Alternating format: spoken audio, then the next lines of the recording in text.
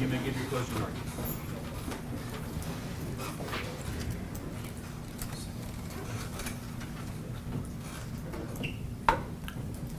Members of the jury, 201 Poplar belongs to you. It is your jail. Through your taxpayer money, you pay for the building, you pay for all of the equipment in it, and you pay for the salaries of the people who work there. You pay the salaries of Stevon Jones and Courtney Parham because it is your jail. And through this trial, we brought you indisputable video evidence that Stevon Jones and Courtney Parham committed a murder there in your jail. And the murder they committed wasn't against just an inmate. The murder was against a real victim who was a real human being, who was a real man, who had a real name. And his name was Gershun Freeman. And he was a son, and he was a husband, and he was a father, and he mattered. And he is the reason that we are here today.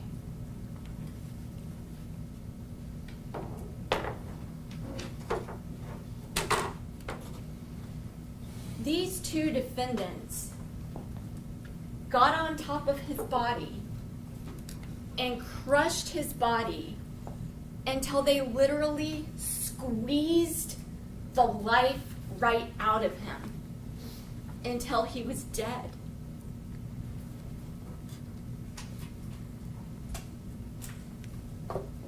From the time that he walked into the Shelby County jail, he was at their mercy. He was at their mercy for every single decision that he could have made. They told him where he would eat. They told him what he would eat. They told him when he would eat. They told him what he would drink, when he would drink, where he would do it. They told him where he would sleep. They told him when he could take a shower. He was at their mercy for every single thing. And they showed him absolutely no mercy. And after the sheriff's office was responsible for Gershun Freeman's death, they were content to do the investigation themselves. Here's what that looks like. They know that they're responsible for the death. They know that he was at their mercy. So here's what that investigation looks like. It looks like this. We are going to ask ourselves questions. We're going to come up with the questions. We're going to come up with the answers. We're going to come up with who we're going to give information to. We're going to control the narrative about what happens there. That is no investigation at all. I submit to you, they would have been thrilled had this video that we have shown you over and over again never saw the light of day and certainly didn't come in front of you. And Mr. Massey would have you believe that everybody's just a second guesser, a suit. No ma'am and no sir. You all are jurors. You are deciders. You are the people who get to decide what happens in this case, and most importantly, you are the boss. That's your building. You pay their salaries. You're still paying their salaries. The decision is up to you. And I submit to you that today, through your verdict, you have an opportunity to let everybody know, and I promise you they are listening, whether or not it's okay with you, the boss, whether or not it's okay with you if murders happen at your jail. Thomas, can you play the video? We're going to walk through this video.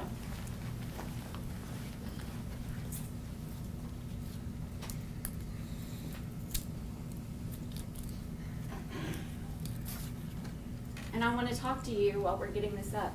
I want to talk to you about what that evidence shows and why it's so important to have you all to be able to look at it rather than listen to a narrative that's being forced upon you.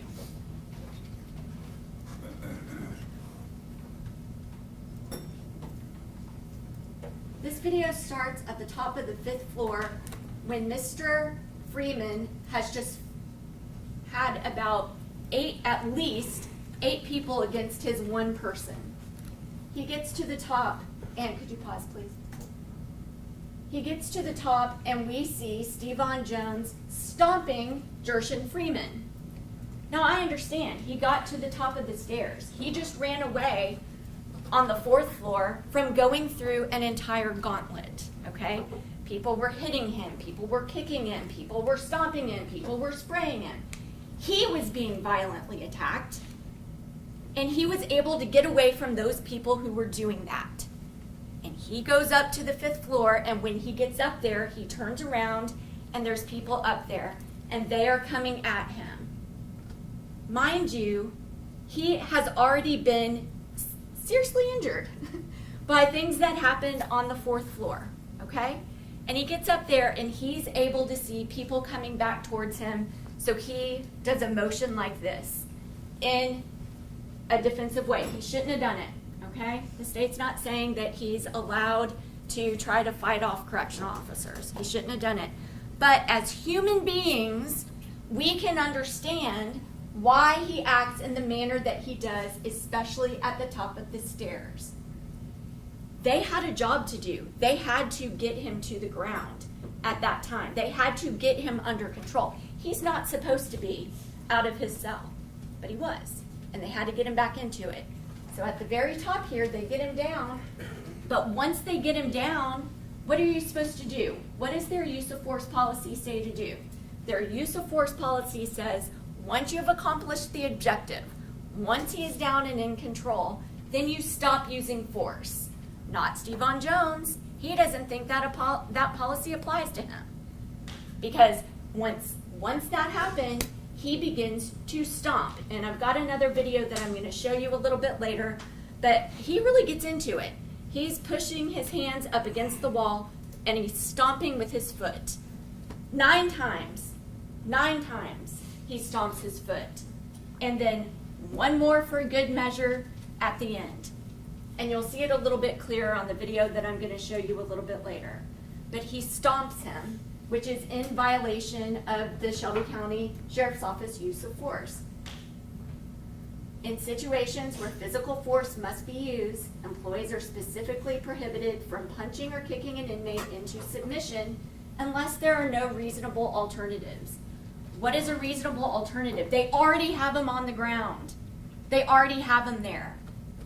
It is an excessive use of force. It is corporal punishment now that he's on the ground to stomp a man. He went too far. Please keep playing, Thomas.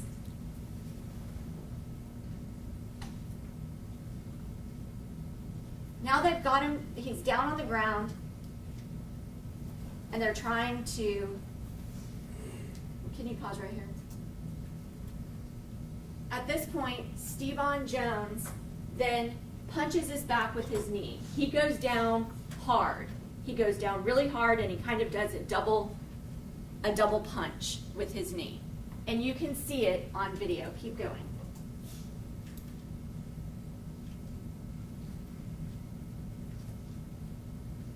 Now the officers are doing what they should be doing. They're putting handcuffs on Mr. Freeman.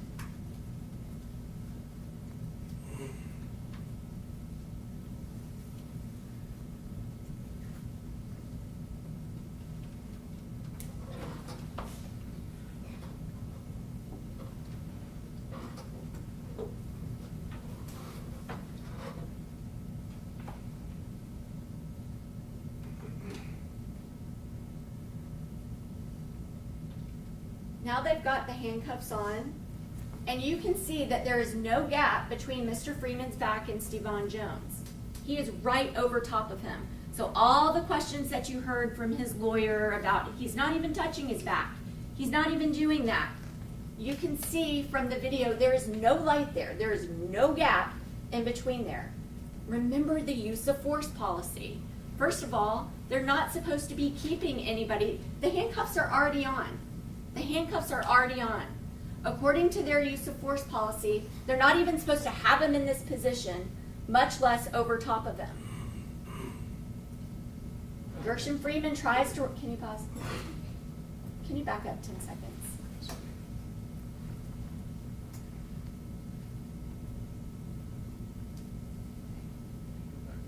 Yeah, go back about 10 more seconds. Thank you.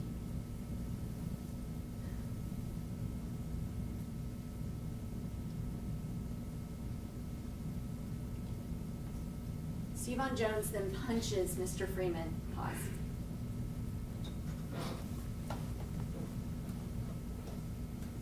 You can see Mr. Freeman struggling. He's already been in a prone position. He's already had his hands behind his back.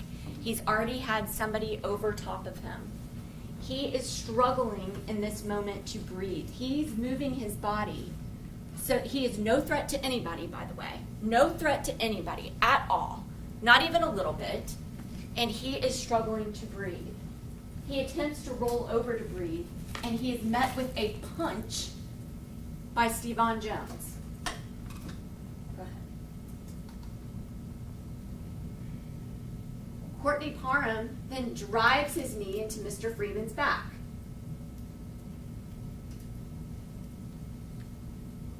Can you pause?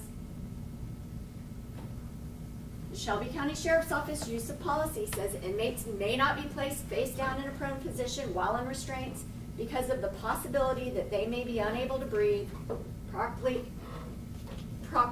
and asphyxiate, which means depriving a person of oxygen, usually leading to unconsciousness or death. If an inmate must be placed face down in a prone position, he or she must be observed continuously by staff. So from this point on,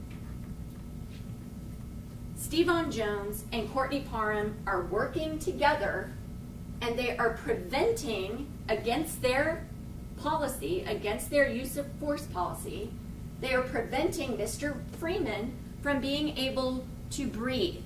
And we heard through the medical testimony, if you can't breathe, you can't get oxygen. If you can't get oxygen, oxygen doesn't go to your blood. If oxygen doesn't go to your blood, then it doesn't get to your brain. And if it doesn't get to your brain can't tell your heart to beat. That is what is happening here in this video. Please go ahead and play.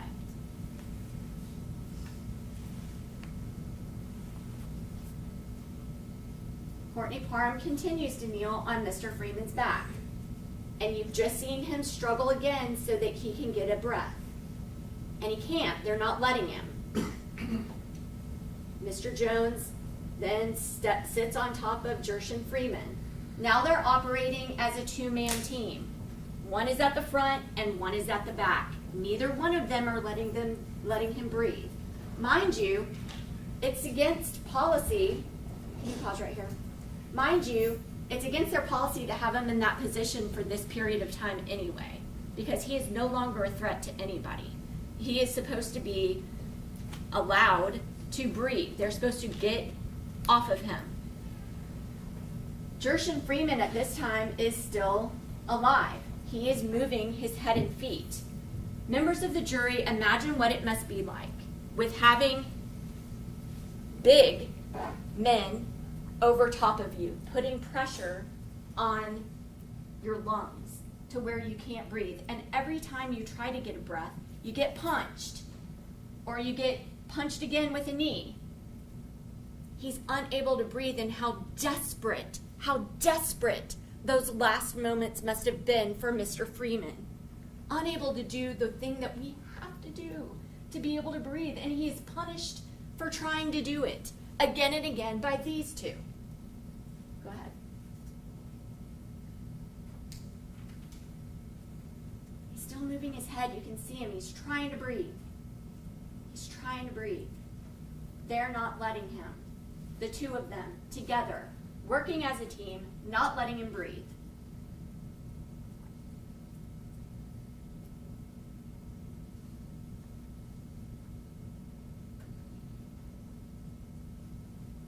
They would have you believe, oh, well, he was such a danger, we had to stay like this while they went and got the leg irons. Understandable for them to go get the leg irons. They didn't have to do this while they were waiting. Look here. This is Mr. Freeman's last voluntary movement. There, it's done. It's done. He is dead, and they know that he's dead because they're over top of them. They can feel his body. They can feel it go limp.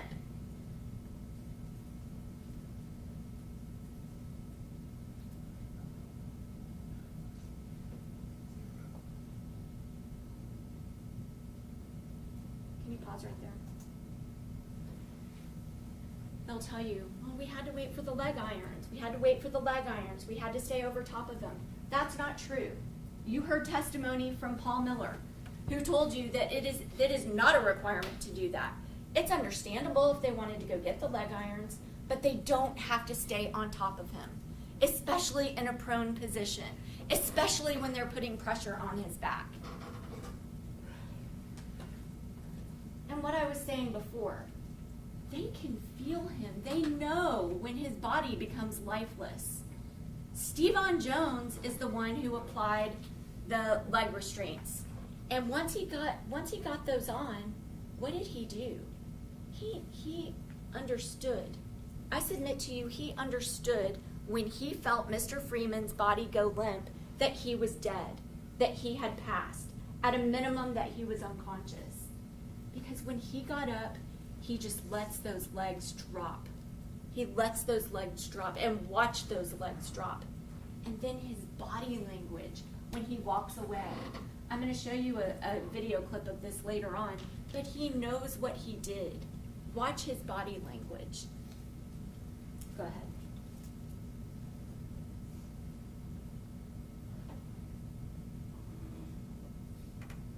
So he's walking away. And Courtney Parham, understand now that he knows that Mr. Freeman's body is lifeless. He is not moving. He is in handcuffs. He has leg restraints. And we started a timer here. Time in pink, Stevon Jones, time on Mr. Freeman after his final movement. He was there for almost half a minute after he knew that life had left Mr. Freeman's body. And now we're still counting for Courtney Parham. He knows he's not moving. He knows he's not struggling. He knows all of that. We've got a close-up on Mr. Freeman's head. He was very much alive before trying to gasp for breath. Now he's just laying there still and lifeless, and he's dead, and they know it. They know it.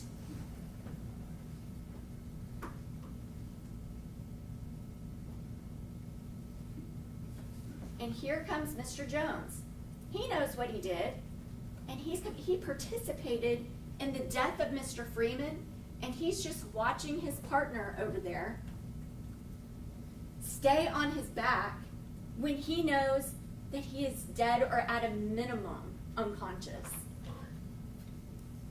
That is participation. That is criminal responsibility.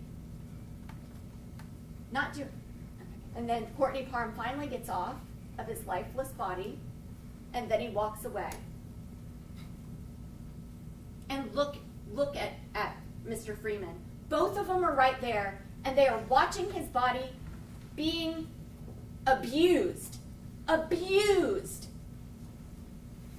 Abused.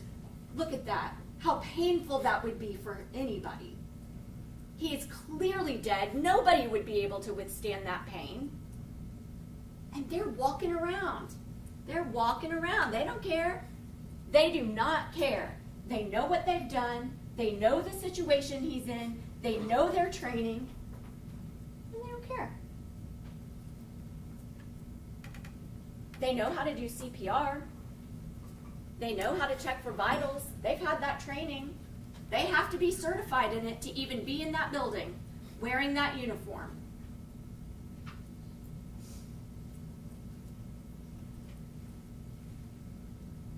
There goes Stevon Jones, walking by, watching that. He's seeing that. He's seeing that. And his attorney would have you believe, oh, well, he's observing. That's within policy. You think that's within policy? Walking by, seeing that when you know what just happened to him? You know what you just did? Not lifting a finger. Not a finger to help this dying man. Already dead man. And look at that. They drug his head across the dirty floor. And there goes Stevon Jones.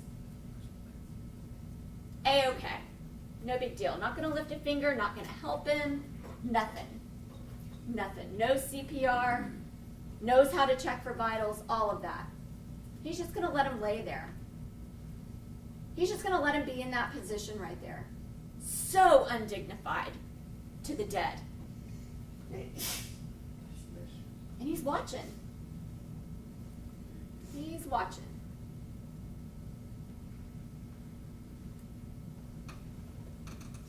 There's somebody at least tapping him. No response. No response. Here comes Mr. Jones again. I guess he thinks if he walks by, that counts as keeping him under observation. Now here comes the medical chair. He's not going to try to get him in the medical chair so that he can get help. He's just going to stand there and watch, knowing what he did.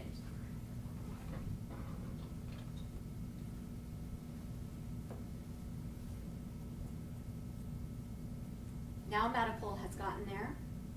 And here's Vasti Willis. Miss Willis testified that she was the only, or you can see from the video, she's the only person who was able to take a pulse. Here's Michaela Armstrong. She's trying to check for a pulse, and you see how long she was down there. She wasn't able to stay long enough to keep seeing if she could get a pulse or not. Here comes Vasti Willis. She testified that she doesn't recall ever getting a pulse. And there's the first time she checks. She testifies that she never saw him talk, never heard him mumble, never saw him move, never saw him breathe. She testified that she kept checking in different places to see whether or not she could locate a pulse, and she does not recall ever getting a pulse on him. We know through the medical testimony that means he's dead. You don't have a pulse, you're dead. Still, nobody's lifted a finger to help this man. That's your jail. That's your jail that you pay for. Members of the jury, are you okay with that? And now Miss Willis is being consoled by somebody. Now she's checking again for a pulse. She doesn't ever recall ever feeling a pulse. She's checking in a different spot, just like she testified.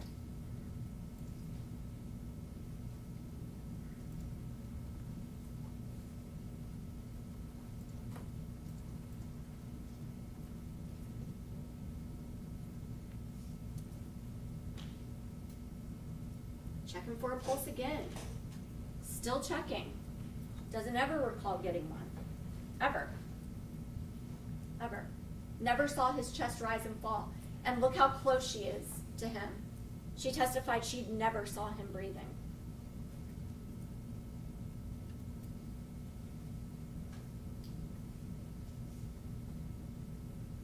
As did Michaela Armstrong. She got right up there. Never saw him breathing.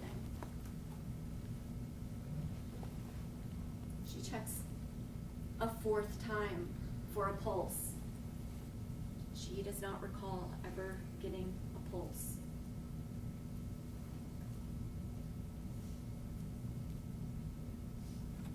Here comes Stevon Jones again.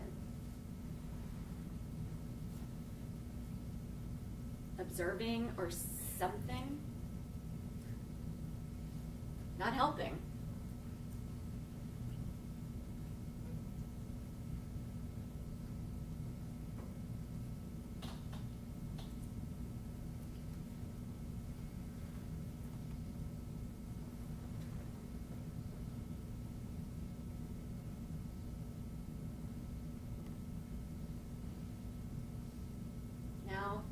Nurse Willis is checking for a pulse again.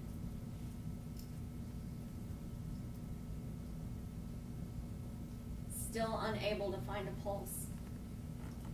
Now, since she was never able to get a pulse, another nurse goes and gets the AED machine. We've heard about the AED machine. It's a defibrillator.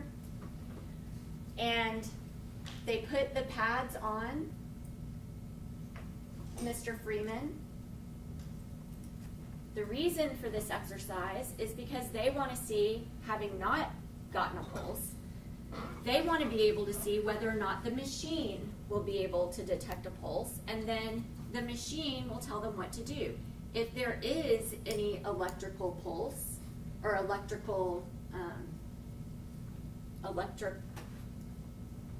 pulses, I guess, coming from the heart, it will tell them to shock him, to go ahead and use the defibrillator. If it doesn't detect anything, it means they're asystole or flatlined. And the only thing that you can do in that moment is CPR if you're going to save Gershun Freeman's life.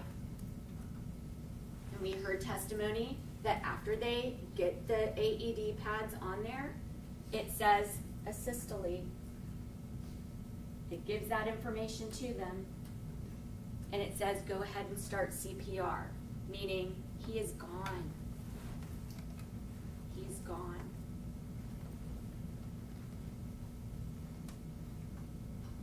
So now they're taking off his leg restraints so they can utilize the machine. We heard testimony that you can't use that machine if there's any type of restraints on him.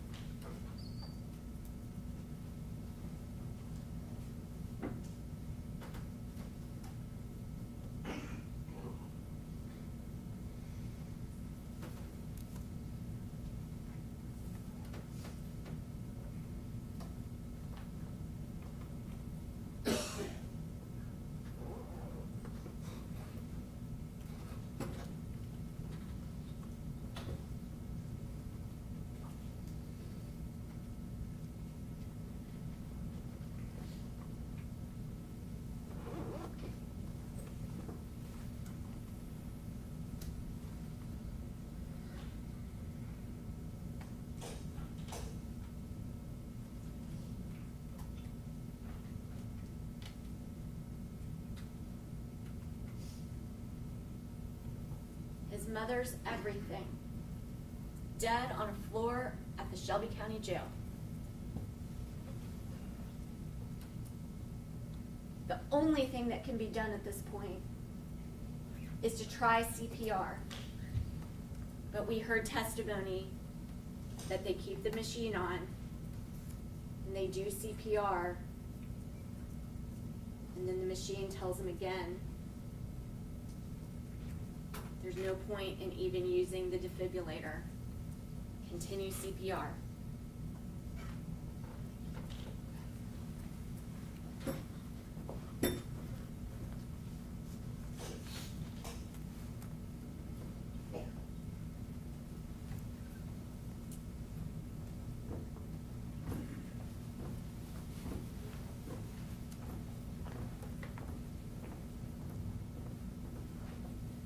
The state is asking you to reject this idea that these defendants aren't guilty.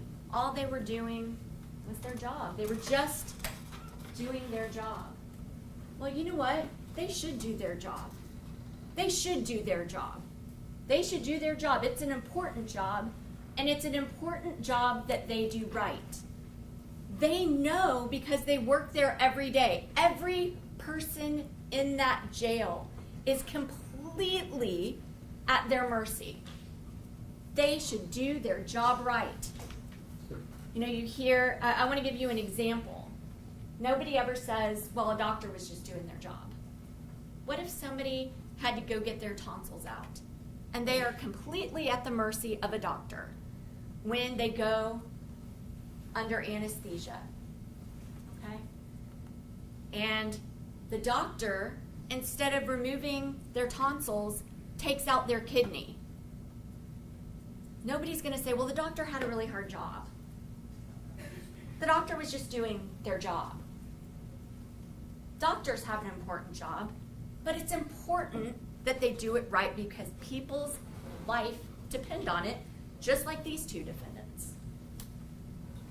If you take on a job, you must do it right and you must do it responsibly.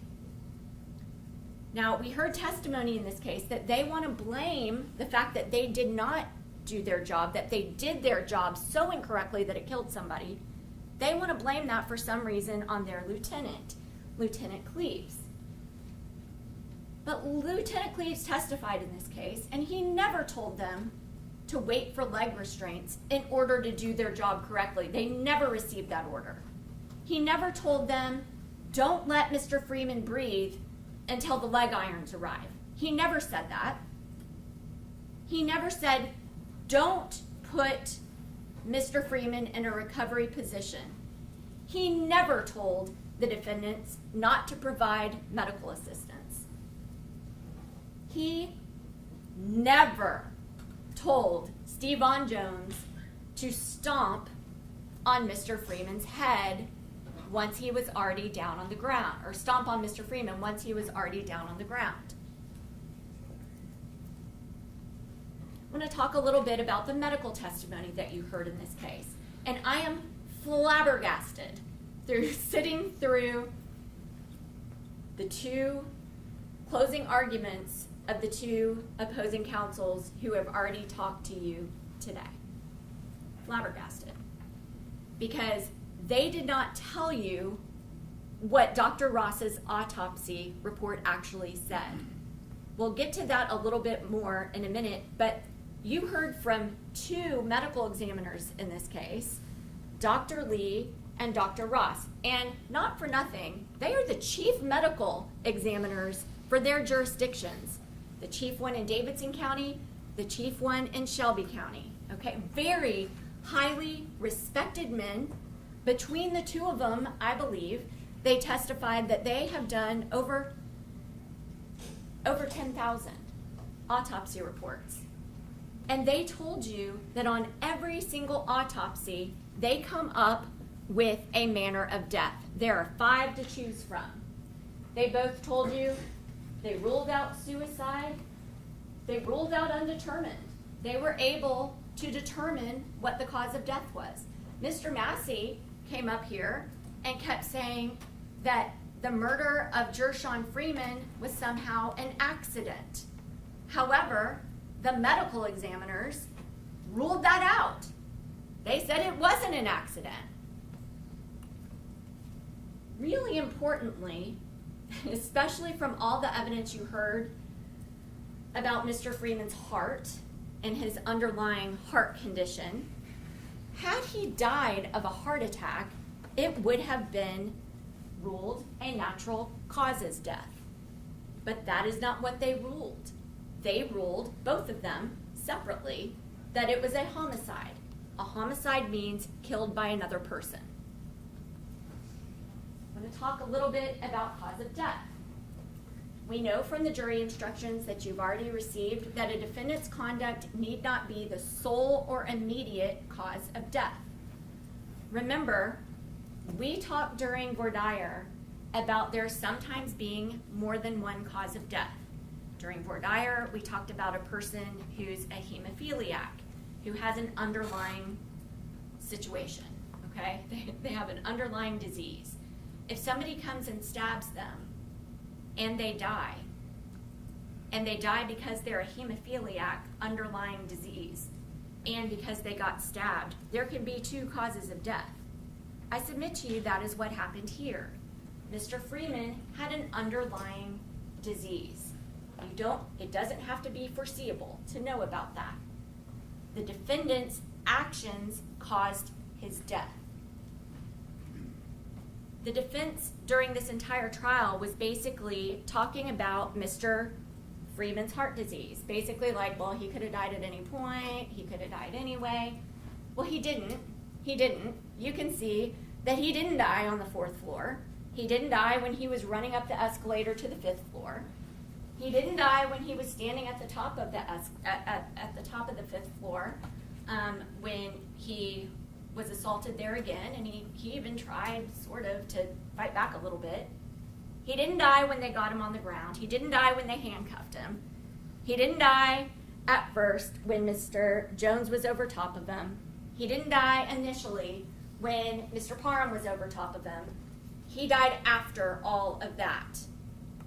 Okay?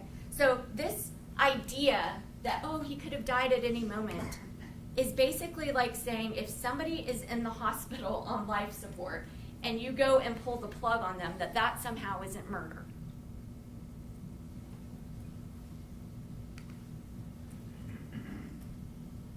It is a defense to homicide if the proof shows that the death was caused by an independent or intervening act or omission of the deceased. There was not an independent or intervening act or omission of Mr. Freeman. He had an underlying medical condition. That is all. That is all. That defense does not work. We talked about proximate cause of death, that cause which in natural and continuous sequence, unbroken by any independent or intervening cause, produces the death, and without which the death would not have occurred. Stevon Jones and Courtney Parham caused Gershun Freeman's death. How do we know that? We know that from the autopsies. From the autopsy and also from Dr. Lee's independent look at the autopsy information. Dr. Lee said that he died from mechanical asphyxiation. Dr. Ross said that he died from exacerbation of atherosclerotic cardiovascular disease due to altercation and subdual. Back to me being flabbergasted. The defense counsels who came up and talked to you about the evidence in this case left that part off, completely left that part off. I am not going to stand up here and call names, but I will say that if they are trying to mislead you in a murder trial about something as important as the cause of death, and they leave this part off, what else are they trying to mislead you about? He died due to altercation and subdual. And Dr. Lee testified that heart disease is not an intervening act. It is an underlying medical condition. So what did the medical examiners say? What did they actually say? Dr. Ross testified that subdual, and remember, that's his word from the autopsy report. In his expert medical opinion, he said subdual is the process of subduing an individual.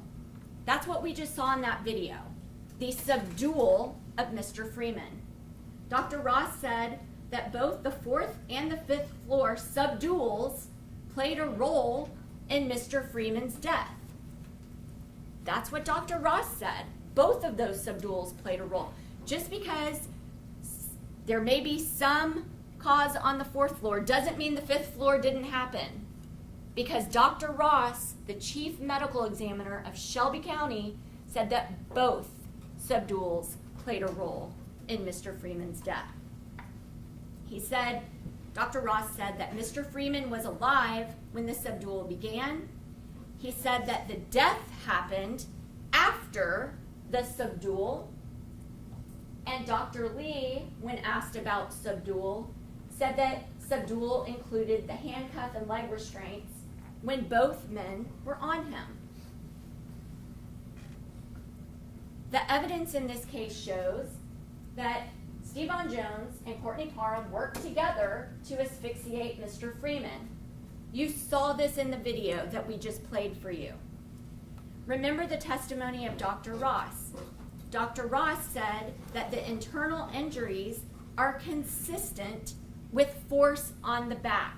And remember what those internal injuries are. They are subdural hematomas. That is internal bleeding on his back. Doctors Ross and Lee testified that there were mid and lower back and chest hemorrhages. So he's being pushed on the back There are also hemorrhages in his chest. Where are his lungs? Also in his chest. That corroborates Dr. Lee's finding of asphyxiation. Dr. Lee also testified that he was able to look at all of the photographs that were taken during the autopsy. You have autopsy photos that we offered into evidence. You do not have all of them. We didn't show you the pictures of the inside of his body. But Dr. Lee saw them, and Dr. Lee testified that in his cerebellum, there were changes in his cerebellum that are consistent with asphyxia. And all of that corroborates what you all saw with your own eyes in the video. Alive, alive, alive, alive. In restraints, on his back, dead. That's asphyxiation. The very thing that their use of force policy warns them about and puts them on notice about. We heard in this trial a lot of questions about asphyxia. And the defense even hired experts to come in here and try to lead you all to believe that asphyxia is not a thing. That it's so ridiculous that Dr. Lee would ever come up with a cause of death being asphyxia because it's not real and it's not a thing and it doesn't exist. That is not what the proof showed. First of all, we know that asphyxia is a thing because Dr. Lee testified that that's what killed Gershun Freeman. Dr. Ross even said, when he was testifying, that he could not rule out the fact that Mr. Freeman died from asphyxia. There is an organization that you heard about during this trial called the Institute for Prevention of In-Custody Death. Their whole job is to prevent what we just saw in that video. And they have a training in September that is training on how to keep people from asphyxiating when they are in custody. They think it's real. Correctional institutions still make it a part of their use of force policies, and they train on it. And Shelby County requires training on it every single year. Even Deputy Lawson, who didn't want to agree with much of what the state had to ask him, testified that he knew that he's supposed to roll somebody over to the side to avoid asphyxiation. Dr. Lee testified that so many people have died from it, it has led to policy changes. Dr. Oliver testified that asphyxia does actually occur. They're expert.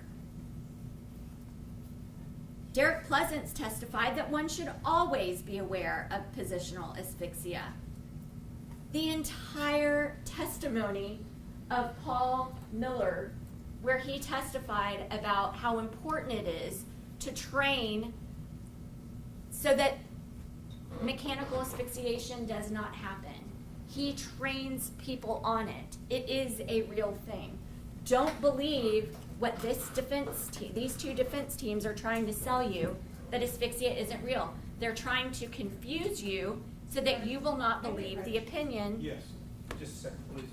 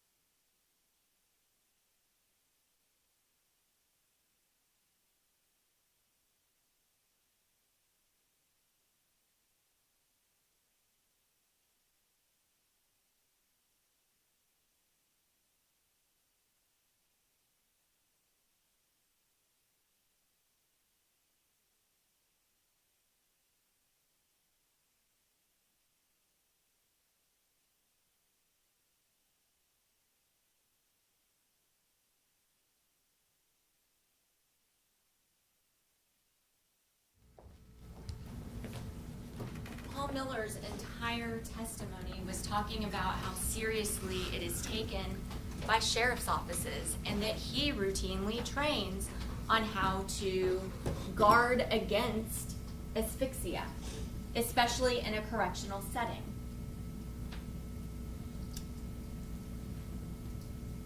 The credibility of the defense witnesses from the Shelby County Sheriff's Office, I respectfully submit, was not good. Their credibility was not good. And remember why. I understand. They're in a tough spot, okay? They're testifying here. They are still members of the sheriff's office. These two defendants are still members of the sheriff's office.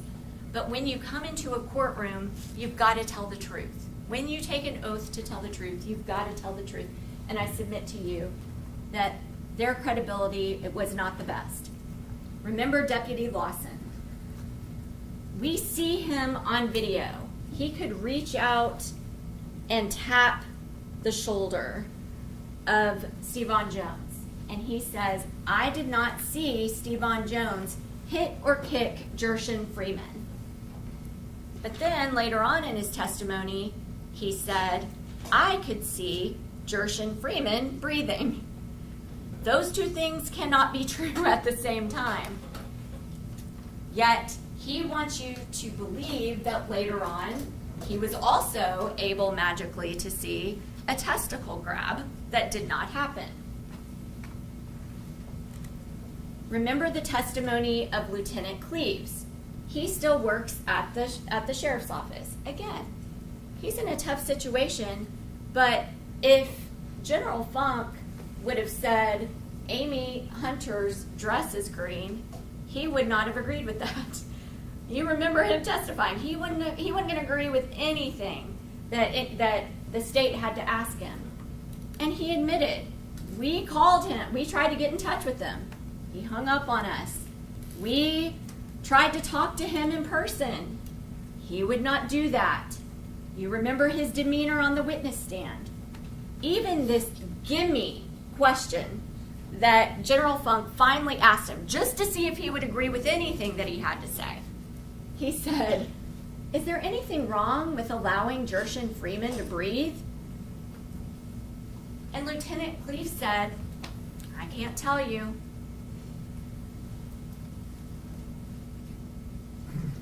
Sergeant Porter, we had a meeting with her and asked if she would meet with us so we could talk with her about this case. She admitted on the stand that she stood us up. She was hostile to the prosecution of this case. She was hostile to a fact-finding mission where we could find out everything that happened in this case. She would not talk to us. She stood us up. She testified inconsistently with what she gave in her Garrity statement. Remember in her Garrity statement, she said, he was saying, I'm going to beat they ass, I think is what she said. When she came in here after swearing an oath to tell the truth, when she knows that her coworkers are on trial, she comes in and says, he was saying he was going to kill us. Okay? Take that into consideration from what I said at the very beginning of my opening statement. That's the sheriff's office investigating the sheriff's office. They decide what questions they're going to ask, and they decide what answers they're going to give. Okay? And then they come in here and act like it was a worse situation than what we can even see with our own eyes on the video. Her demeanor on the stand, she was not going to be cooperating with us. This case is real life, and I guess I should have said and death. Because in this case, a very real man is now buried under the ground because of the actions of these two defendants. It is not a fairy tale.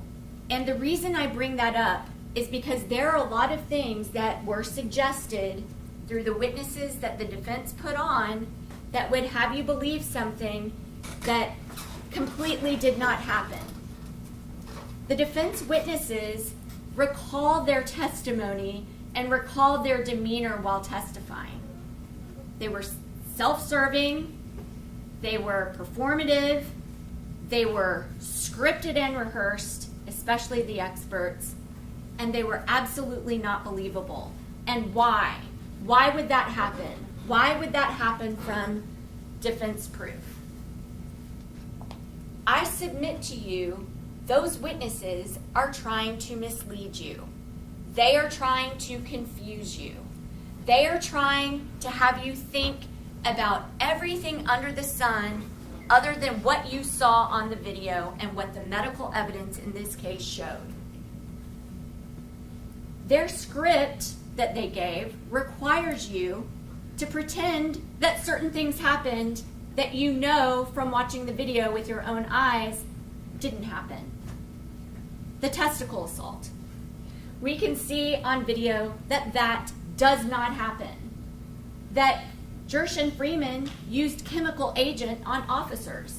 This video, which was not manipulated by the state in any way other than to zoom in so that you could see clearer, and other than to back up and show something from as many angles as possible, that video, from the video that what we received from the sheriff's office, you can watch Mr. Freeman's, there's not a lapse in time where you cannot see him from the time they go and fail to feed him through the flaps and open that door. From that time up until the time that he's not taken by the fire department because he's already dead. From point A to point B, you can see absolutely everything that happened. What you cannot see is Gershun Freeman ever spraying anybody with chemical agent. Yet, remember what I said about controlling the narrative. You heard that it says in the medical records. Dr. Lee told you about it. In the medical records, it says, for an explanation of the events, that the inmate got up and sprayed people. By the time they're writing these things down, they're trying to figure out how they can save their skin. I submit to you.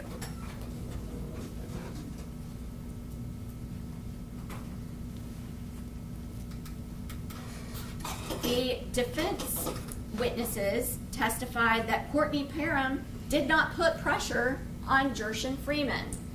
And they would have you believe that they were able to tell that he didn't, when he was down on a knee, that he wasn't putting any weight on that knee. You can see in the video that at times he basically punches him with his knee, and he stays over top of him on that knee, controlling Mr. Freeman and not allowing Mr. Freeman to be able to breathe. We already talked about asphyxia. I want to talk about the graphs that were shown to you during Dr. Ross's testimony.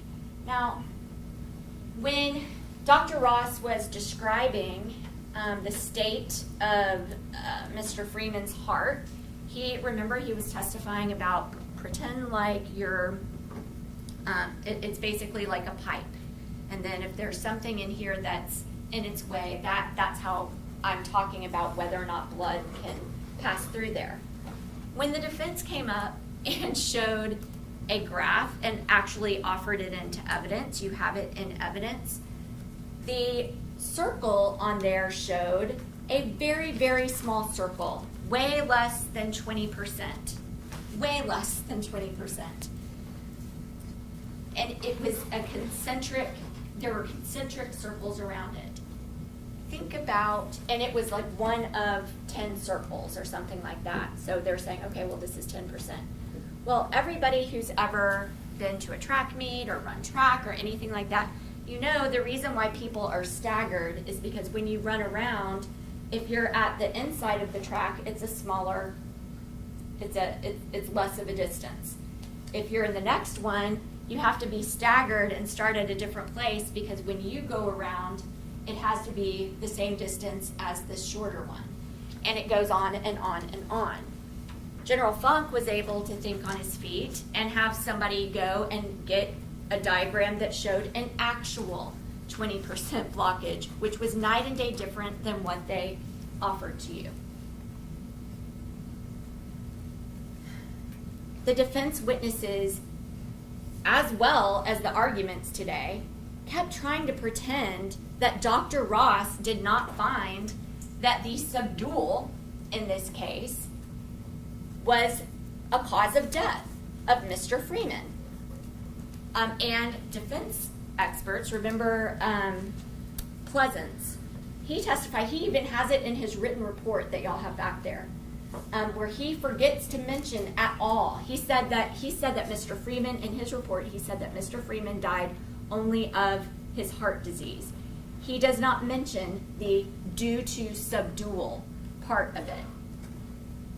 Dr. Oliver, when he testified, he gave testimony basically saying that sometimes people can just drop dead, sudden death, sudden dropping dead.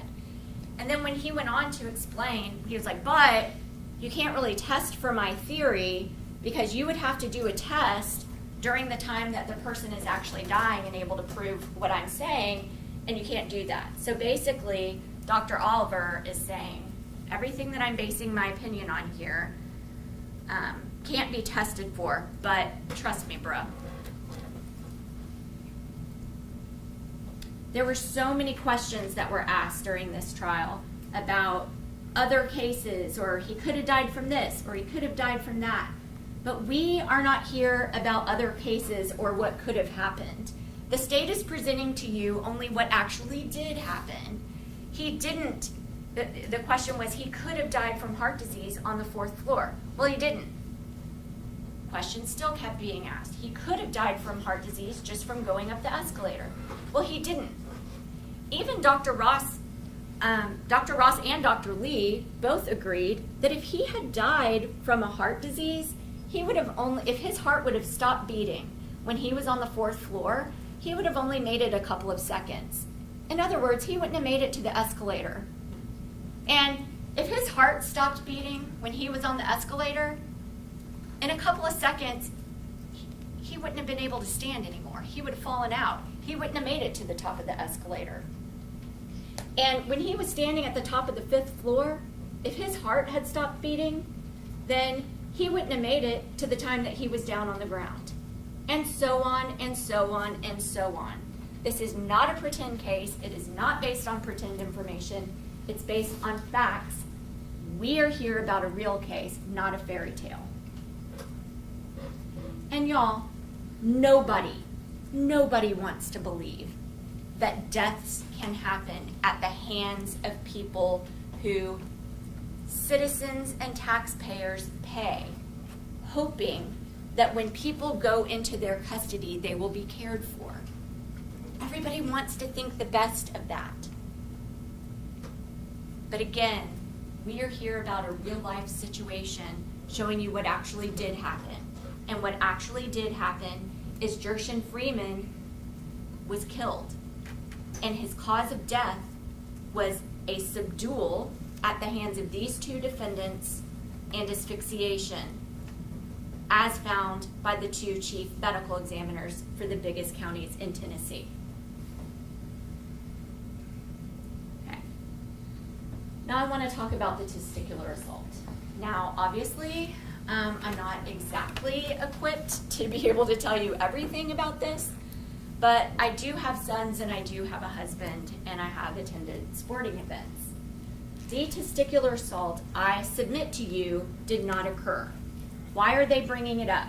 Well, they're bringing it up because Stevon Jones is using it as an excuse for why he punched Gershun Freeman when Gershun Freeman tried to breathe. Remember, Gershun Freeman's trying to gasp for air. Stevon Jones punches him so that he couldn't breathe. It's a lot easier to explain punching a man who's already down and already being cuffed and already cuffed if you say that he actually assaulted you. Remember, Sheriff's Office is asking the questions, Sheriff's Office is answering the questions. Deputy Lawson works at the Sheriff's Office. Deputy Lawson is testifying here in this trial, okay? Look at the video. Stevon Jones and Courtney Parham are using this as an excuse for why they had to reinitiate force.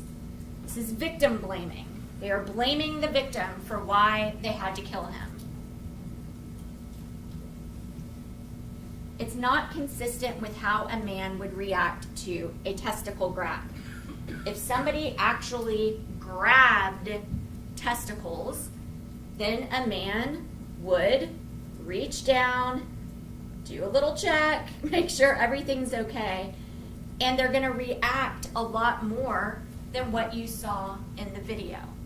Also, one of the reasons why we pointed out at the beginning of the video that there is no gap in between where Mr. Jones is sitting on Mr. Freeman's back and Mr. Freeman's back. His pants are tight, okay? His pants are over top and there is absolutely no gap. There's no room for Mr. Freeman to have been able to do that. Even Pleasance, their use of force expert, testified that Mr. Freeman's movement just before Stevon Jones punched him is consistent with somebody who was just trying to breathe. I submit to you that is what happened here.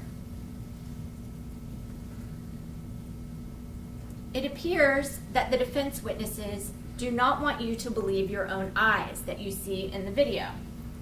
Dr. Oliver says, "It's dangerous to infer too much from video. I don't care what's going on in the video for my diagnosis." Even the two chief medical examiners found it very important to look at the video. Dr. Ross found it extremely important to look at the video, and Dr. Lee found it very important to look at the video. But this defense expert says, what's going on in the video, what I can actually see happening at the time that Gershun Freeman died, not important to me.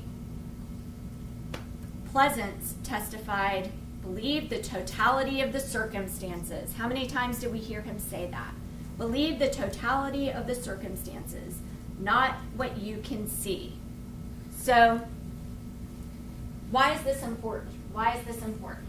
Because Pleasance, when he came and talked to you, he said that part of the thing that he based his opinion on is the fact that he read somewhere in somebody else's report that Mr.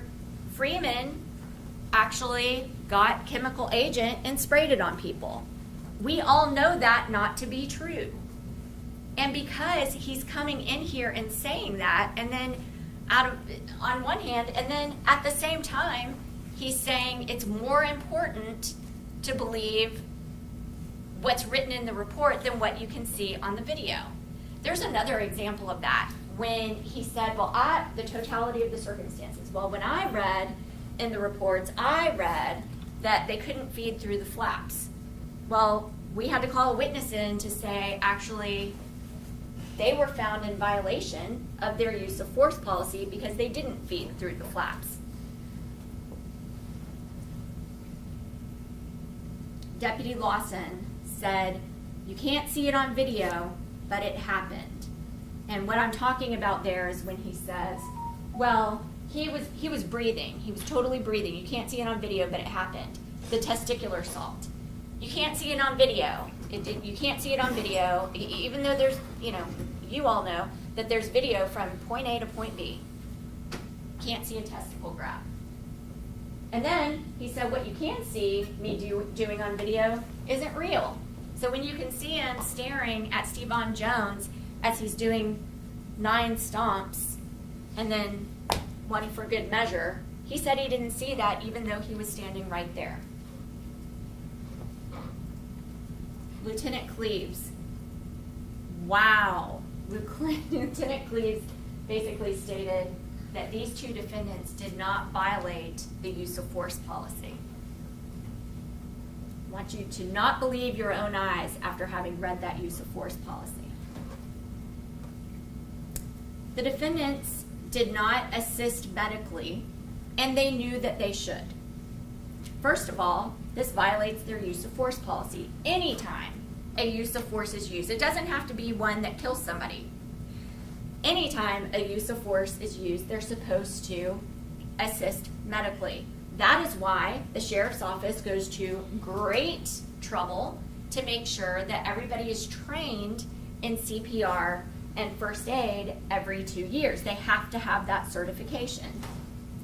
We know that they didn't assist medically and knew that they should from the video.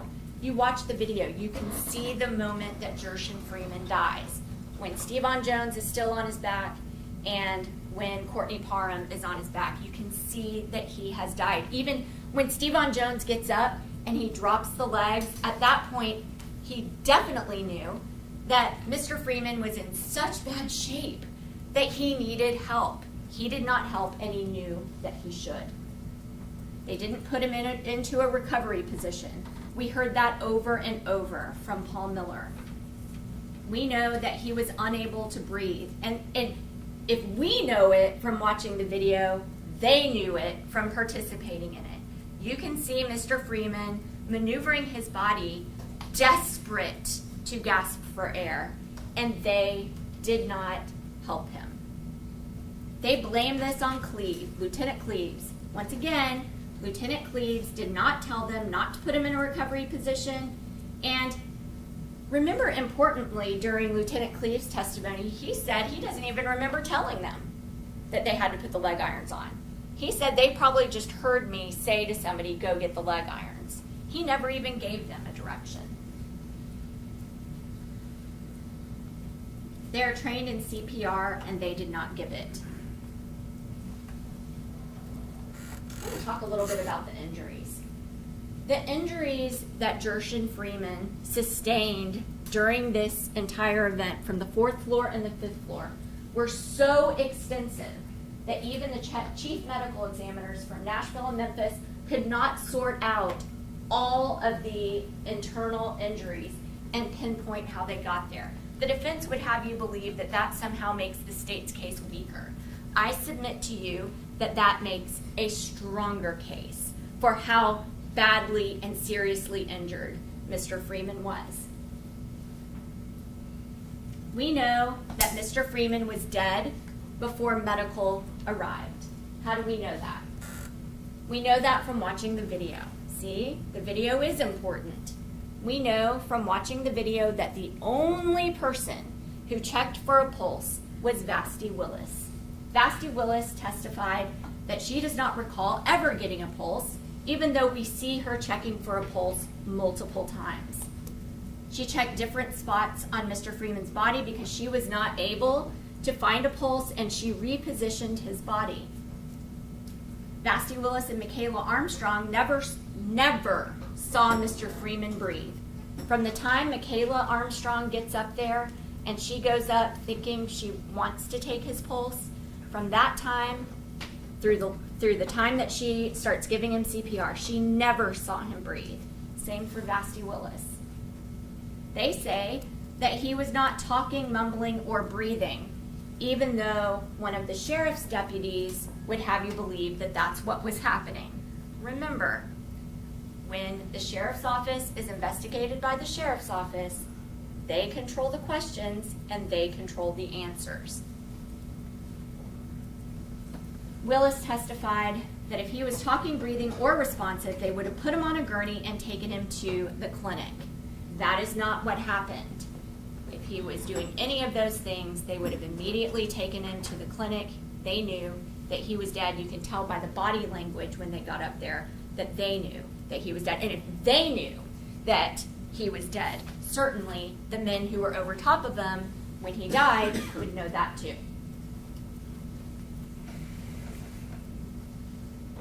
And then the AED machine. We've already talked about that. Once that was hooked up, it was very clear that there was no electric pulses going through Mr. Freeman's heart. Even the machine said that he was asystole or flatlined by the time they got that on him. So what did Gershun Freeman actually do? We heard that he's this violent, awful person in the jail. He's so scary. He scared everybody who was in the jail. What did he actually do? Well, the first thing he did was ask for help. He realized that he was having a situation. I'm not okay. It wasn't like somebody turned him in, you know? He took himself to medical. He said, I am undergoing a problem, or something to that effect. He took himself there and asked for their help. He threw a blanket. You can see on the video that when the people are coming up on the 4th floor to give him his food, he throws a blanket out, and at the time that he is throwing his blanket out, that's when the sheriff's deputy has his chemical agent already up, and then you see Gershun Freeman reach out to avoid being sprayed. Watch that video at slow motion if you want to see that for yourself. He exited his cell and he tried to grab that spray. He reacted to a fight that was sometimes 8 people versus him, where he was being punched, kicked, stomped, hit in the head with chemical agent canister. That is what Gershun Freeman did. Jury needs a break. It's all right this time. Let's Jim take a short break. Don't discuss the case with Cesare advice. We'll get back with you in just a few minutes. Okay?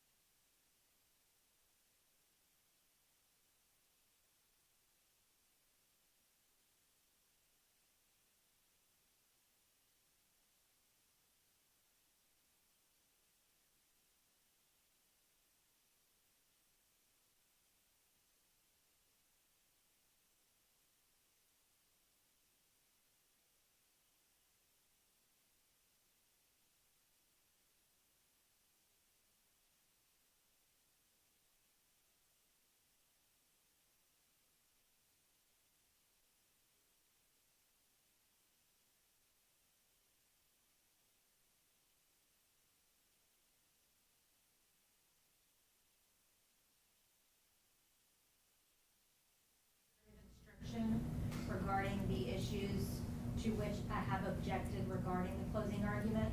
And I would also like to put on the record that I'm objecting that this is not isolated statements by the prosecutor, but a continuing theme of the argument that is designed to disparage defense counsel, express personal beliefs and opinions as to the truth or falsity of testimony presented at trial, and references matters outside the record as far as the jurors being taxpayers are concerned.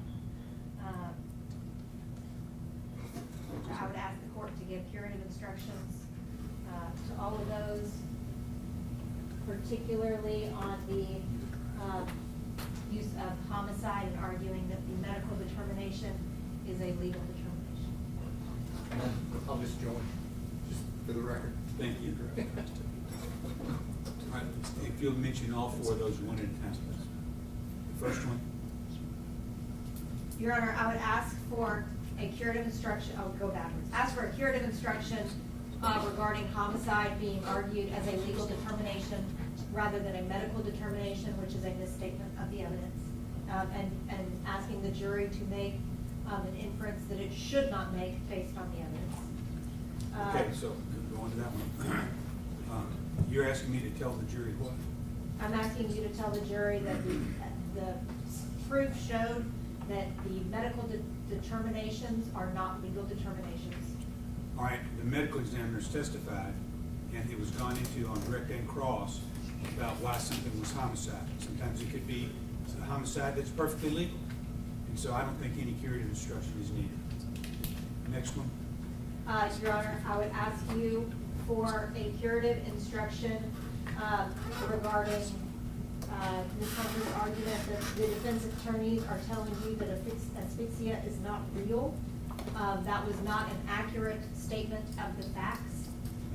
We had our medical examiner testify and was even referenced in the closing argument by Ms. Hunter as saying that asphyxia does happen, and saying that we are standing there telling them that mechanical asphyxia is not real is a misstatement of the evidence, and I would ask for a curative instruction regarding that. I'm not going to instruct the jury as to what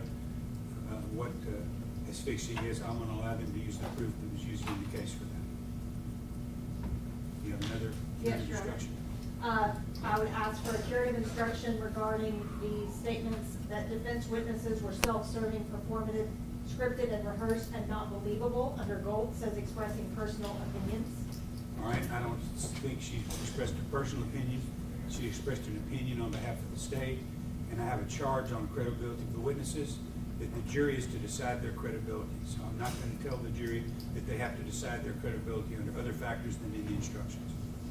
Your Honor, also, we would ask for a curative instruction inviting the jury to kind of bringing the jury into this in an impermissible way by calling this their jail, that's basically sending a message to the community kind of argument that is not appropriate under Goltz. She didn't say, let's send a message to the community. She did talk about how this was a jail, it was public, and I think that's perfectly proper. There's no question in my mind that is absolutely true. So I can't tell the jury that it's not true, that this is not your jail, because it is. Your Honor, I'd also ask and object under State v. Gann 251 Southwest 3rd 446 that the state has been commenting unfavorably about defense counsel specifically and disparaging of the defense counsel and the defense itself. Again, those are personal attacks that are not appropriate in a closing argument and expressions of personal belief under Goltz. She never said those were her personal beliefs, and I find that both sides have been guilty of what you say you're guilty of, and neither side, in my mind, has disparaged other counsel. They have disparaged the proof of the other side, but not the attorneys. And they did not say, it's my personal belief that. They've not done that. They have a right to espouse beliefs to the jury, that the jury should get those things from the proof in the case. Thank you for letting me make the record, Your Honor. We're ready for the jury. Stage ready. Bring the jury in, please.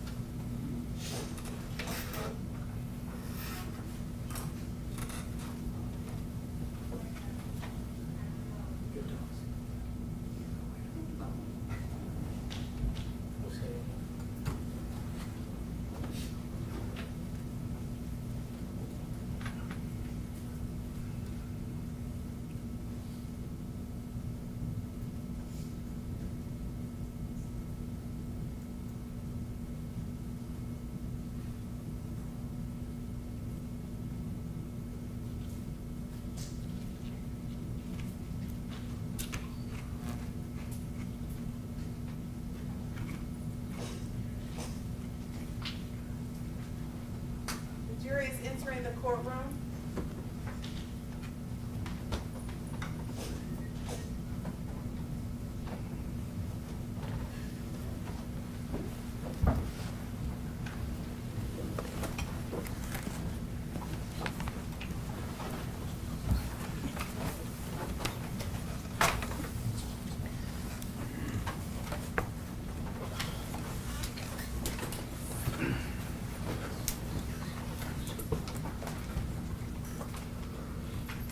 Now be seated.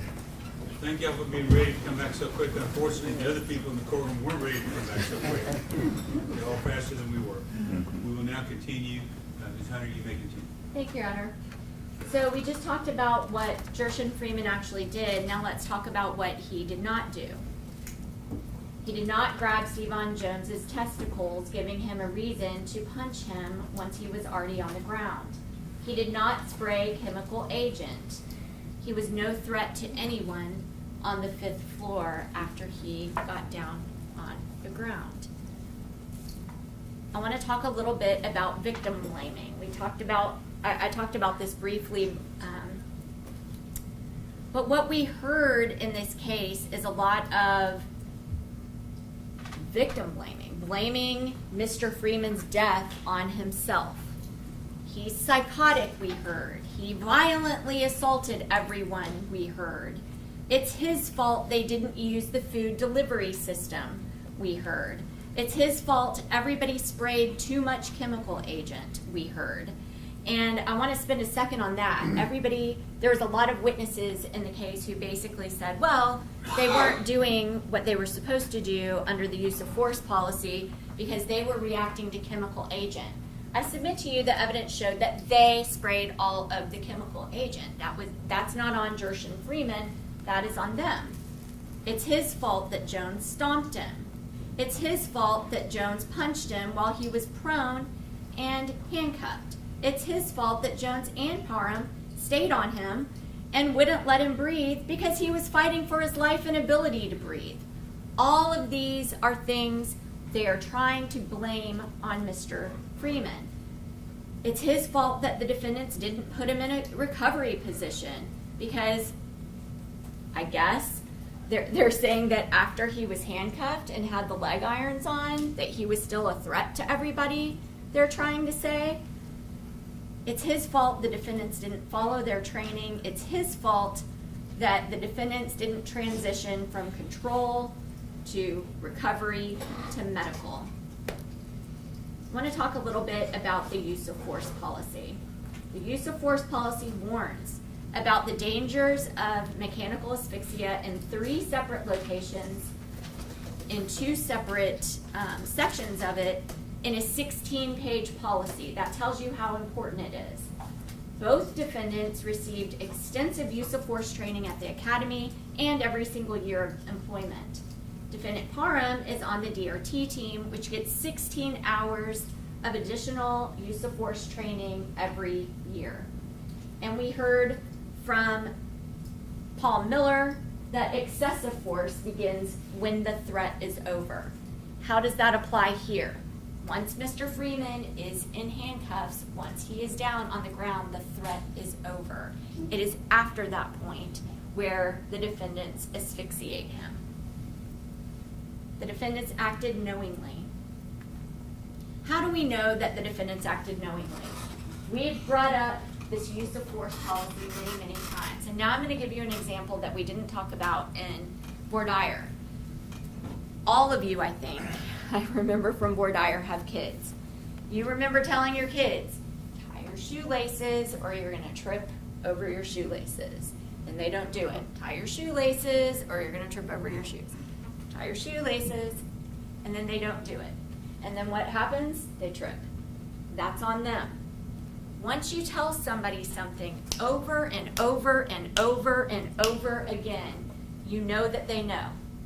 You know that they know. And that's why we keep bringing up the use of force policy.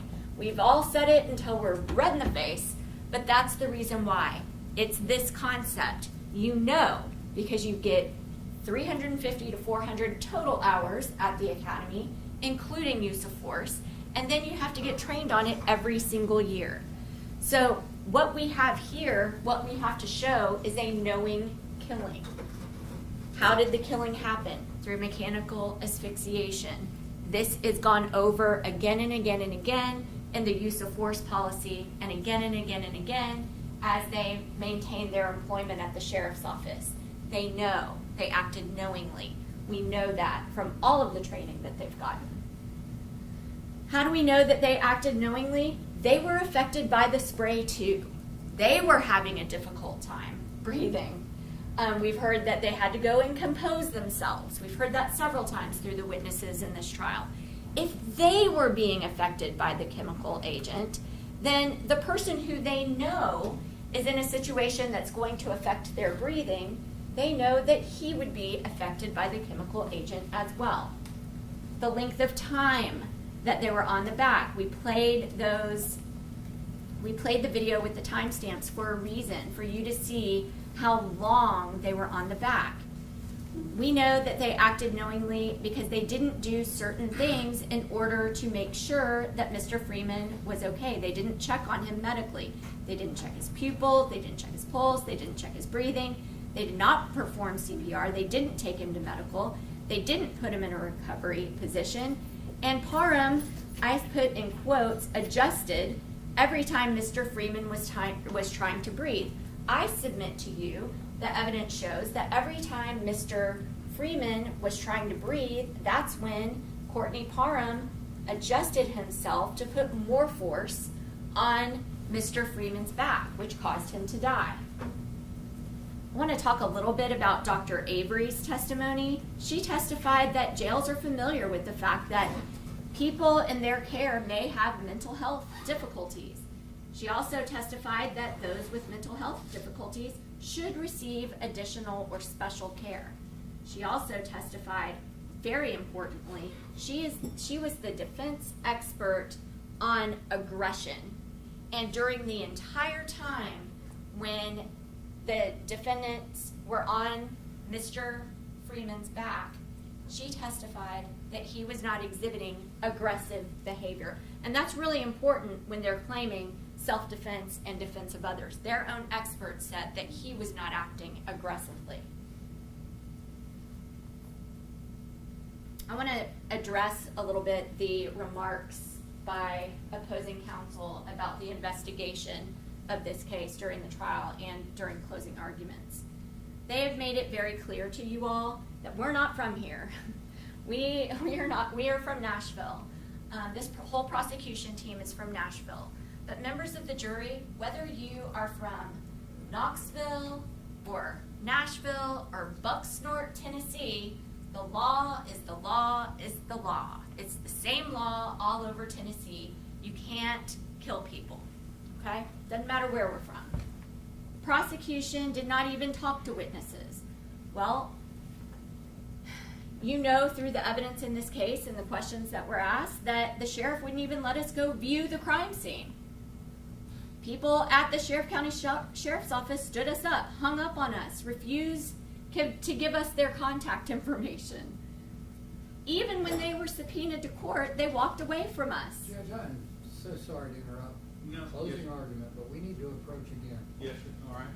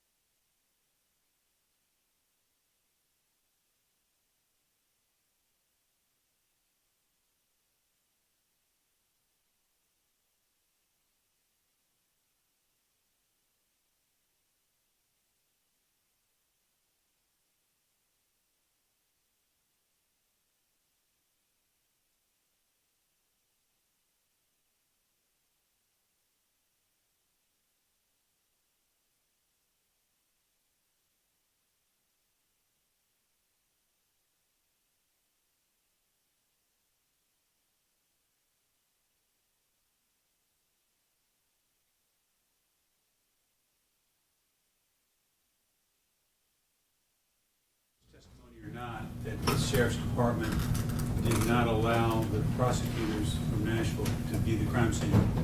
It would have been months later in any event. But regardless, you are the ones that are the proof. But regardless, the guilt or innocence of these defendants does not depend on whether or not the prosecutors saw the crime scene. We've got videos. So we're just gonna move on from that and disregard that. All right, Ms. Hunter, you may continue. Thank you, Your Honor. You heard that we had to offer immunity so that one person would just identify the people in the video. That was Captain Green.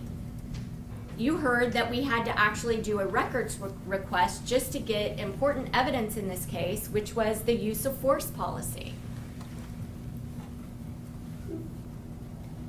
I want to talk a little bit about a DA investigator presenting the case to the grand jury, and I want to react to that. Even when Agent Baker, who's here today, testified, he was asked about that question. And he said that it's unusual for that to happen here. But afterwards, after we talked about it, he said that he understands that things are done differently in different jurisdictions. You know that the investigation kept going on. Agent Baker did an excellent investigation. He did a very thorough investigation. But even after his investigation, there still was follow-up things that we needed to do. For example, get somebody to identify people in the video, like Captain Green. So that happened. That's not unusual, and I would ask you not to hold that against the state in this matter or think that it's nefarious for any purpose. I want to talk a little bit about some unreasonable statements that were made by defense expert Pleasance. He said, and I've already talked about this, that based on the totality of the circumstances, they couldn't feed through the flaps, even though we know that that wasn't true. He said based on the totality of the circumstances, Freeman is the one who sprayed the chemical agent. We know that's not true. He said that he believes that he was harder on Ms. Fuchs than Parham was on Freeman when they did their demonstration here. I submit to you that there's absolutely no way for him to be able to say that, yet he testified about that to you. He said that law enforcement policy to police itself, in other words, the sheriff's office investigating the sheriff's office, is a good one. And I think that you've seen through the evidence in this trial that that simply is not true. He even testified that the jury should believe him over their own eyes. General Funk asked him that specific question. So should they believe their own eyes or should they believe what you're saying? He suggested that y'all should believe what he's saying. But wait, did Pleasance accidentally slip up and testify as a state witness? Well, he testified that Stevon Jones controlled the movement of the prisoner, that's Gershun Freeman, who was in a prone position until Parham got involved. He testified that best practice is to not pin a person in a prone position. He testified that Gershun Freeman's actions on the fourth floor were consistent with a man who was just trying to get away from being assaulted. He testified that Mr. Freeman ceased resisting when Parham was on his back. Paul Miller, during his testimony, he testified as an expert in use of force for the state. He testified that there are 3 important things that need to be done in a situation like this. You've got to take him down, you've got to get him in cuffs, and you've got to get him in recovery. Take him down, get him in cuffs, and get him in recovery. When you compare that with what you see happening in the video, the state would submit that the defendants did not do that. Let's talk a little bit about Paul Miller's experience. He has 10 years experience in correctional employment. Mr. Massey said, compare that with Derek Pleasance, and you'll see that one is way more experienced than the other. Remember, Derek Pleasance hasn't worked even one day in a jail. Never one day in a jail. That is where Paul Miller has spent his entire career. He testified on cross-examination that he has never had an in-custody death due to use of force because of the training that he has received and the training that he gives his officers.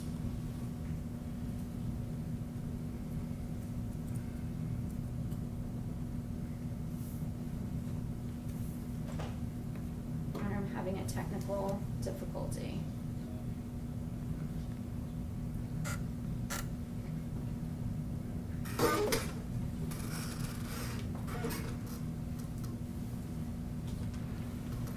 Your Honor, may I have somebody from our IT team step up? It's-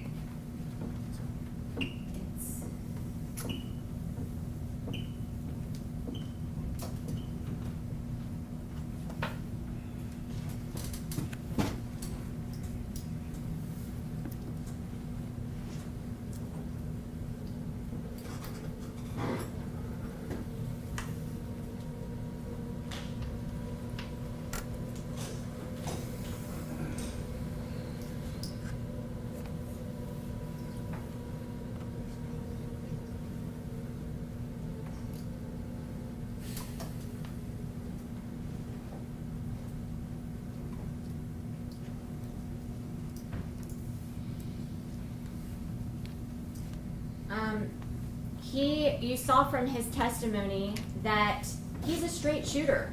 He's professional. He's gonna call balls and strikes. Mr.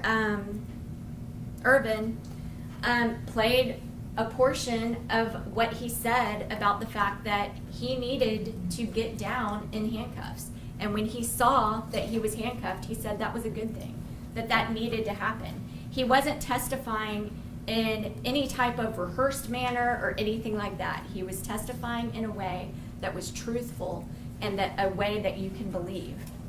He testified very, very specifically that Mr. Freeman should immediately have been put in a recovery position.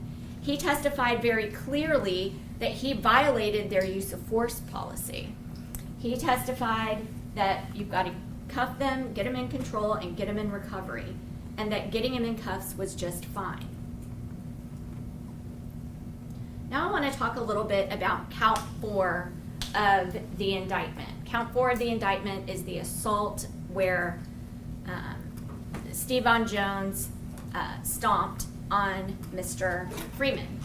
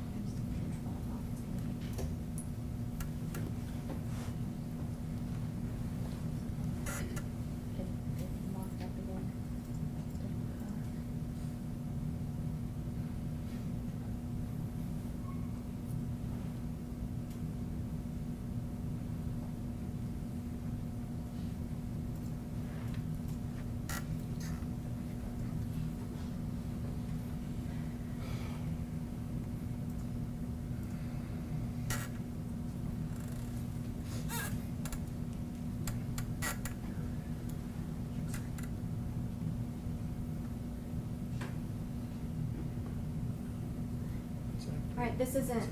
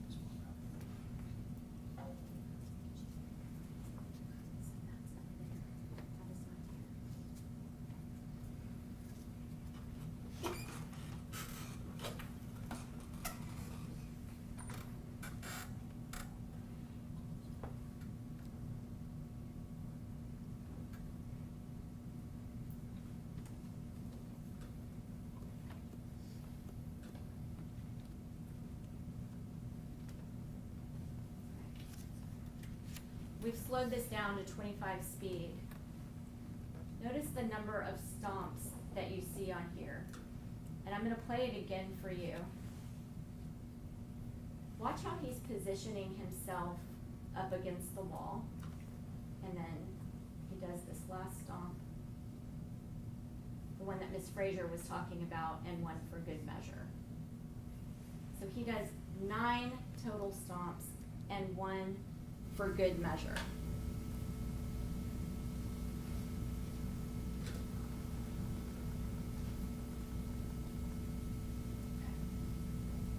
One way that you can see in the slowed down version that it's actually 9 stomps is if you watch Mr. Jones's waist up here, you can see him moving and you can also see his foot. So we're gonna play this again after having given you explanation, and we've got a counter on the side showing you how many times he stomped him.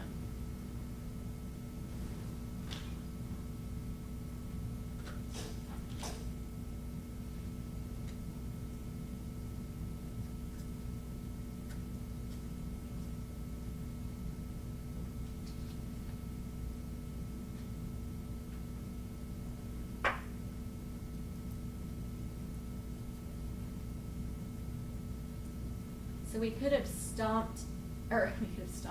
we could have charged him with 10 separate counts of assault there, but we only charged him with the 1.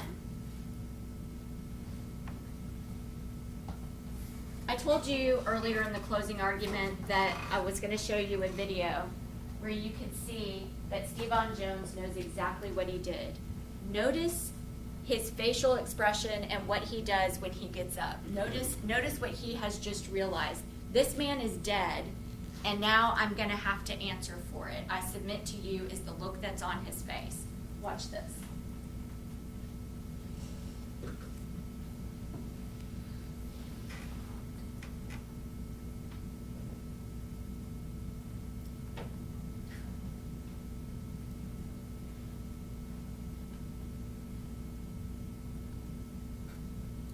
All right, I'll try to get that for you in just a minute. But we'll move on. The defense has asked you to consider self-defense in defense of others. And one thing that I absolutely agree with Mr. Urban on is, and he said this, I think, during the voir dire process, that when things are written in the law, every single word matters. And especially in something like this, self-defense. So when and to the degree is immediately necessary. So in this situation, where the period of time, the entire period of time that Mr. Jones and Mr. Parham are on top of Mr. Freeman, this entire time, he is already down. He is already in the process of being cuffed. He is already cuffed, and he is already in leg irons during that entire period of time. So the word when is important. Maybe y'all believe that he was super violent when the state would disagree with you, but maybe you believe that he was super violent when he came out on the 4th floor, and you think something about that. Well, we're up on the 5th floor now, and the time period that we're talking about is the entire time that he's in handcuffs and down on the ground. So the word when is really important. Also the word to the degree. So once a person is already in a prone position, once a person is already handcuffed, once a person has leg irons on, all of those things are things that you can take into account. Is what they are doing more than is necessary? The state would submit to you that the answer to that is yes. And then, so not only when, not only to the degree, but also is immediately necessary. Meaning that Mr. Freeman is somehow posing some type of threat in this exact moment. Is it immediately necessary to do what they are doing? The answer to that is absolutely not, from the facts that you have seen, to protect against the victim's use or attempted use of unlawful force. That's why we ask so many questions about that. Is he a danger to anybody when he's already down on the ground? Is he a danger to anybody when he has handcuffs on? Is he a danger to anybody when he has leg irons on? If you find as a juror that the answer to those questions are no, then self-defense and defense of others do not apply.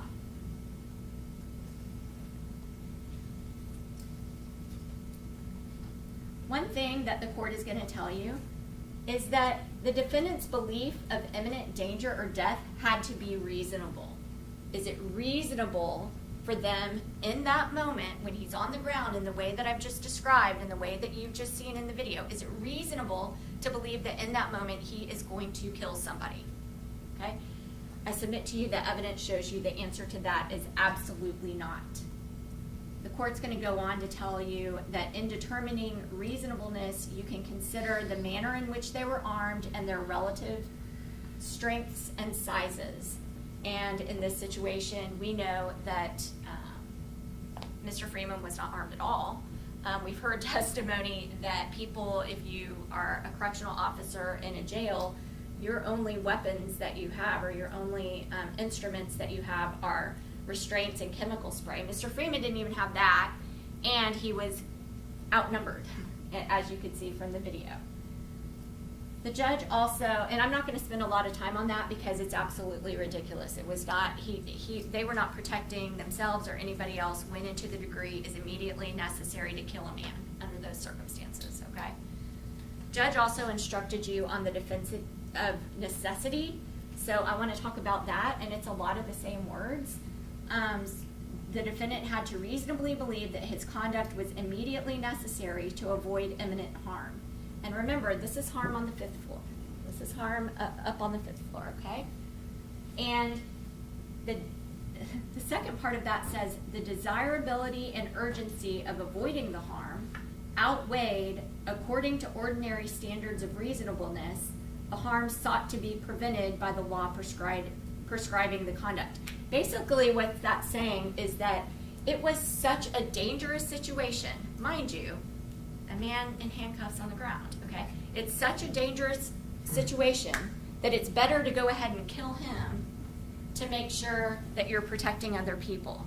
And the standard that you look up at there is reasonableness. I submit to you, it is not reasonable to just go ahead and kill somebody and worry about it later under this defense of necessity. It's ridiculous, and the state would argue that it doesn't apply.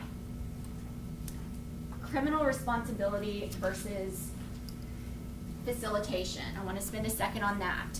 So criminal responsibility, the bank example, people are acting together.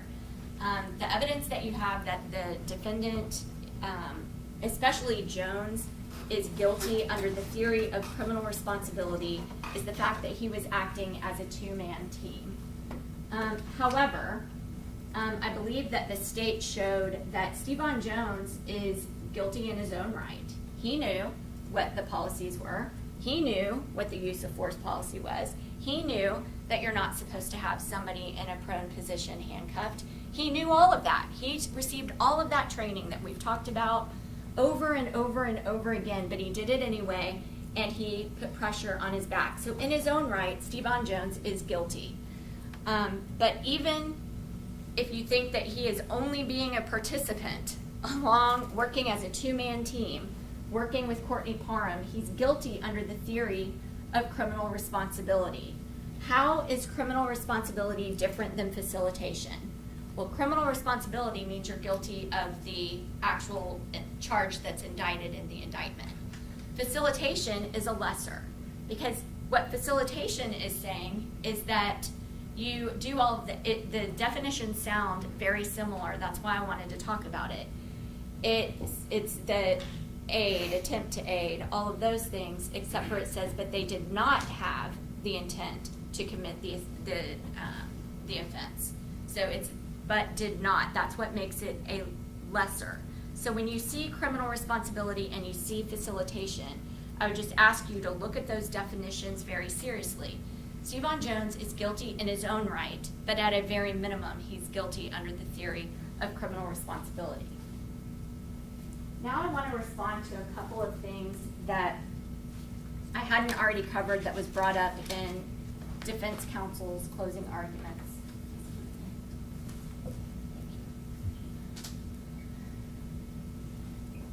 I've covered a lot of these, so don't worry, y'all. I'm not going to say everything that's on here.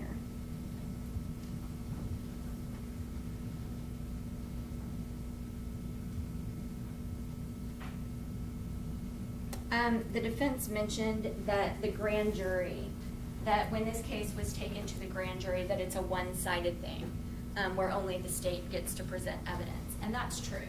But the state would just argue to you that so was the investigation that was done by the sheriff's office. That was a one-way investigation as well. I want to reply to, I can't remember who said it in their closing argument, but one of the defense counsels said that Dr. Lee works in our office. That is absolutely not true.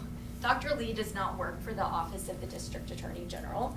He is the Chief Medical Examiner. That's a complete different thing than what the District Attorney's Office is. So I just wanted to really set that straight. It's not like he's an employee of ours who is coming up and saying something. He is somebody who has been appointed by the mayor and adopted by city council to be the Chief Medical Examiner of Davidson County. So I just wanted to clear that up for you.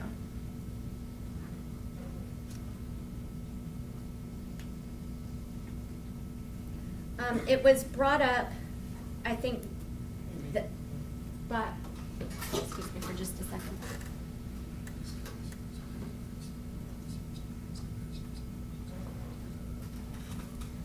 In this particular, I want to go back to Dr. Lee. In this particular case, he was hired to be a consultant in this case. It was not in his role as a chief medical examiner. He was still the chief medical examiner, but he was hired as a consultant on this case. So I just wanted to make sure that I said that correctly. The defense brought up the fact that all the state had was Dr. Ross's opinion when the state went to the grand jury. Yes. When the state went to the grand jury, we had Dr. Ross's opinion, and at the grand jury, obviously, the grand jury returned an indictment based on Dr. Ross's opinion alone.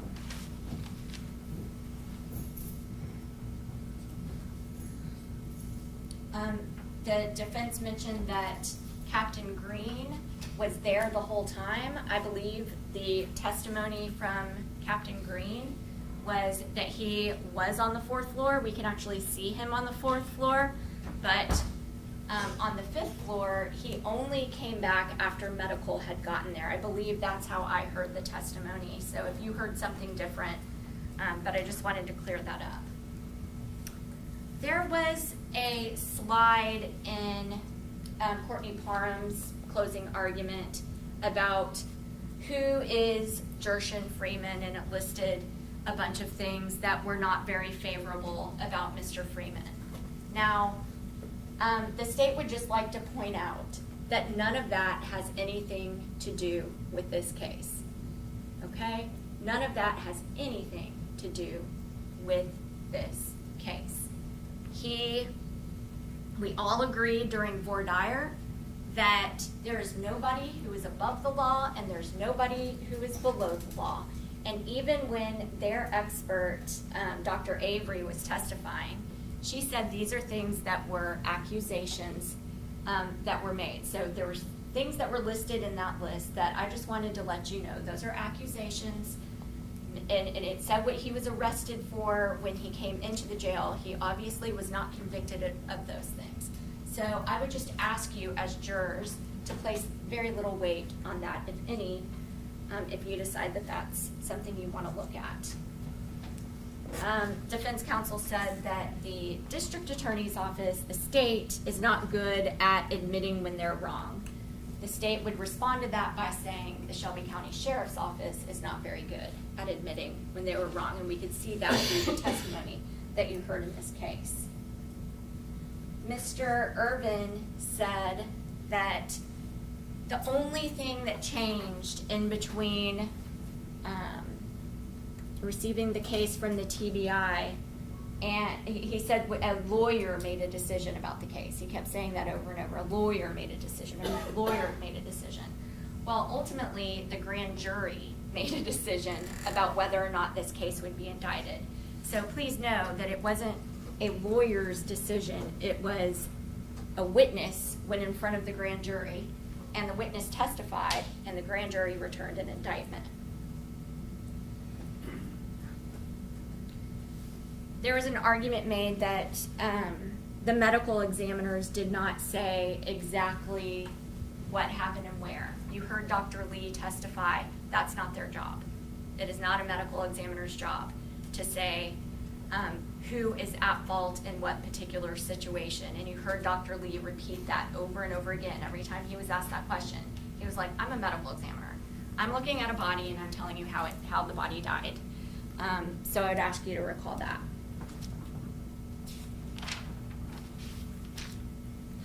The defense argues that the state somehow provided an incorrect video. Remember that the state offered every version of the video so that you would have the entire thing. If you all, when y'all are considering this case, do not like the version that we put forward, you have all of the original video offered as evidence in this case.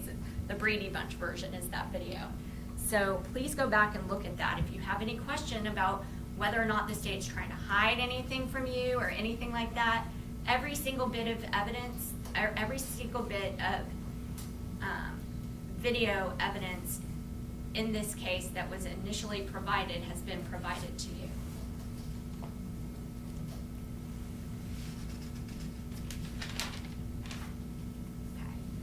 Now that I've had an opportunity to tell you all about the state's theory of the case and respond to the defense's closing arguments, I want to play the video for you again so you can apply all the things that I just talked about to the video.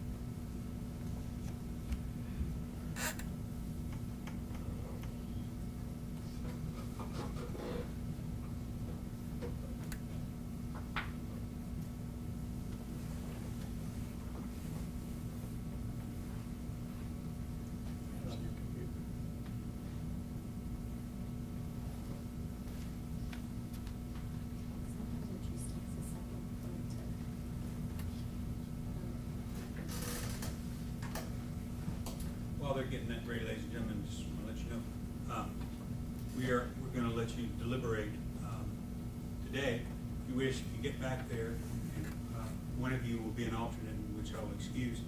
I'm always glad to have alternates because that means not more of you got sick or had family emergencies or anything like that.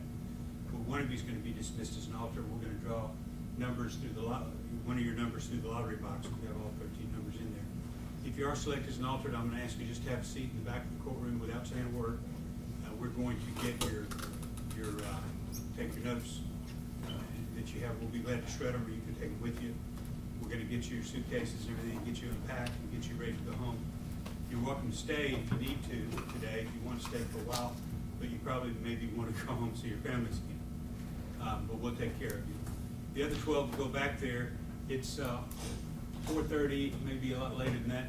If y'all go back there and you decide you want to start deliberating in the morning and have dinner, that's fine. Otherwise, you can deliberate today. We can deliver some dinner to you, pizza or something like that, or you can go back there and start deliberating.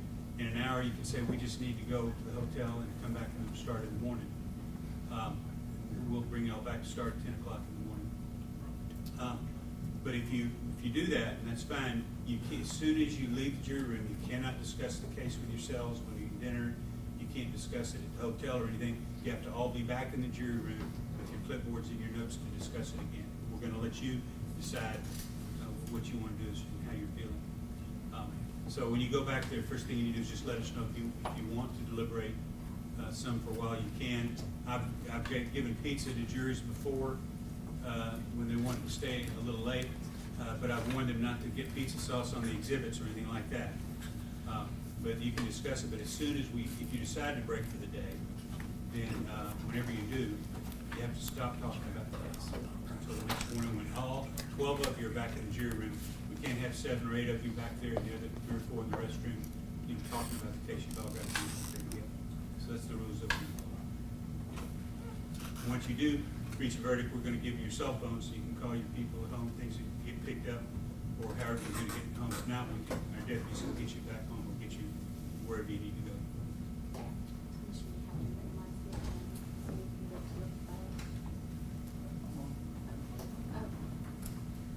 Are you ready, Judge? Yes, sir. Yeah, I was waiting on y'all.